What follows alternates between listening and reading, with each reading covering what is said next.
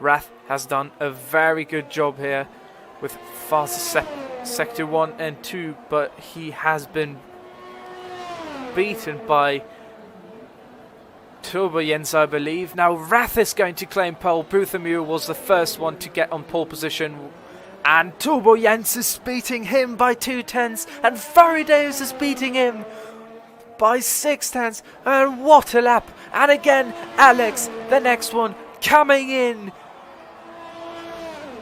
and he's going to take P2. So right now it's looking really nice. Faraday is on pole with a 1:7.393. Alex on P2 with a 1:7.897. Turbo Jens on P3 with a 1:7.932. It's looking really close everywhere along the grid. We've got so much talent here. In Q3 right now, Rath is on P5. The Alfa Romeo driver just sitting there and trying to improve his lap timers.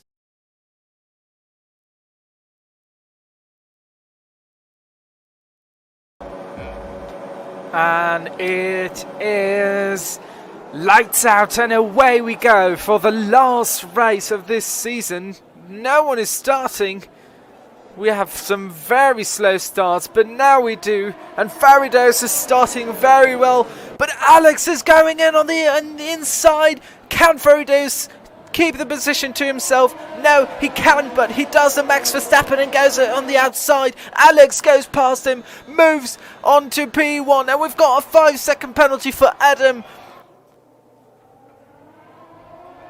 in the Alfa Romeo. What is this for a race start? There's a big fight at the top between Faraday and Alex.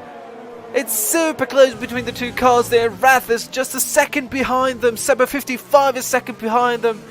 And we've got Mavello and Bruthamule on P5 and 6. Bakina dropping down to P9, and here we go. I can show you the position change at the start of the race. Adam with a magnificent race start, gaining 10 positions in this first start of this Grand Prix.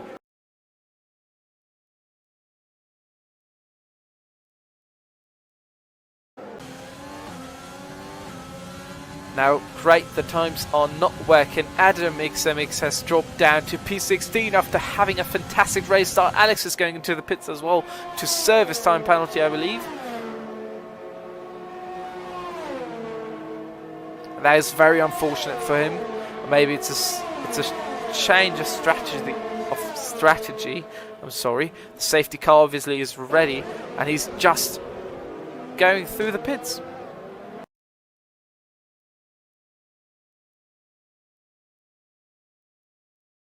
Bakina has been able to fight himself back into the top 5 after losing a lot of positions in the first lap, dropping down to P9, I believe it was, and now Jens is trying to go past Mavello, past the racing point here in the Haas. The man on the softs, Mavello in front of him on the mediums in the pink Mercedes. Now on the outside, is the overtake going to be possible? No, it's not. But yes, it is. Mavello's going into the pits. I didn't see that. I'm very sorry. But the overtake is successful, and he does make it past Mavello onto P5. Honold is now just behind him in the Williams, and he is the man to fight.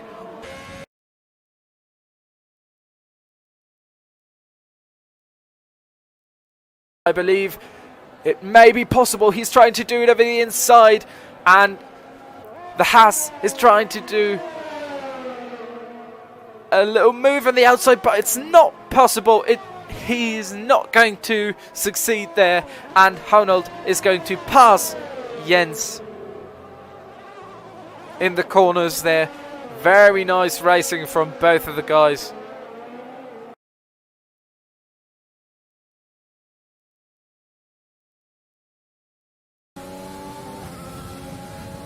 And so far this race has started really, really well. Honold is still on the move. Maybe now on the straight. He's trying to go over the outside. Can he do it? Yes, he can over the outside. He's made the move for P4. Past Burkina on P5. He has done it.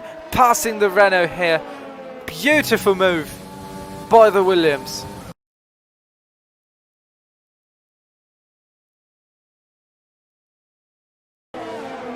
Himself and Burkina by nearly a second. I am just going to change stream when Turbo Jens was crashing into the wall. He has lost his front wing, and that has been massive impact for the Haas driver, losing the connection to the top of the grid. He's obviously going into the pits.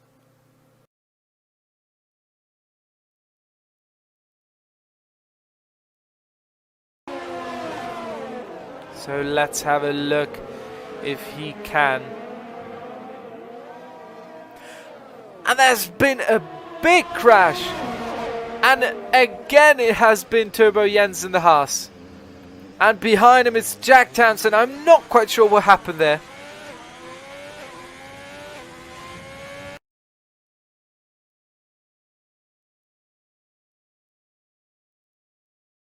Lewis Hamilton also in a Mercedes. Now back to the race where we have Burkina fighting against number 55 for the podium spot here.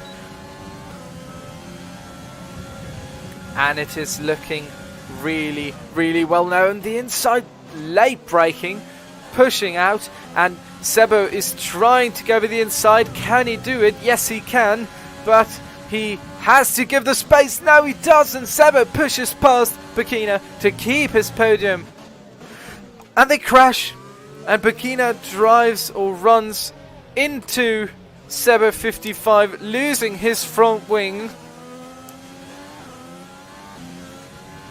which is probably going to result in a forced pit stop or something like that.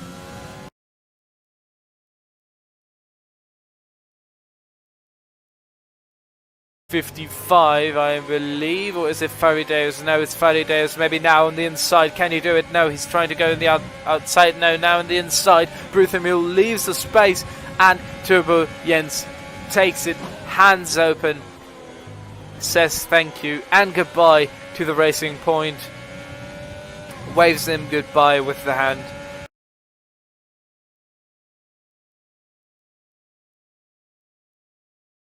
Congrats to the drivers now in this last lap of this Grand Prix. Congrats to everyone. You guys deserve this season's finale the most. It's definitely dedicated to all of you, to the guys who just recently joined, and to the guys who have been with us since the start, and obviously also to the guys who have been with us since the middle, or who came in the middle of the season. We are thankful and super happy to have you with us, and to have had you with us. And here is the final lap, and it is over. Farideos wins the Brazilian Grand Prix. Rath is going to go second. Sebo 55 is going to finish third. Regent T is going to finish fourth. Alex and Burkina are going to claim 5th and 6th place for Renault. Adam Xmx on P7 for Alfa Romeo. Turbo Jens on P8, and the Haas, a bit unfortunate, his performance very much determined by the 2 crashes that he had. Honnold in his F1 debut as well on P9. Bruthamil on P10, getting into the points as well. And Villatovas and Jack Townsend on P13 and P14. Both the Mercedes lining up one behind another, or one next to another. And then obviously also the other 3 cars that unfortunately DNF'd or disqualified. There have been Zakis, Maverick and Marvello. And our driver of the day is Adam X. Congratulations to all of you. Again, it has been a fantastic race. I have enjoyed it very much, and I am very excited to see you guys again next season. Beautiful Grand Prix.